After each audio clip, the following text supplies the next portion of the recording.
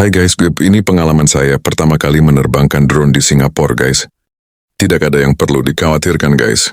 Sebelum terbang, saya sudah mempelajari aturan-aturan menerbangkan drone di Singapura guys. Berat drone harus di bawah 250 gram guys. Kebetulan drone saya beratnya 249 gram guys, jadi aman dong. Jika drone kamu beratnya di atas 250 gram, kamu harus mendaftarkan drone kamu. Kamu harus mendaftar online drone kamu di Singapore UA portal di CAS dan membayar $25 Singapura atau Rp350.000 guys.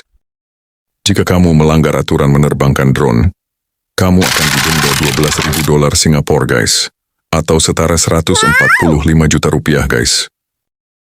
Oke guys, itu saja tips singkat saya tentang cara menerbangkan drone di Singapura guys.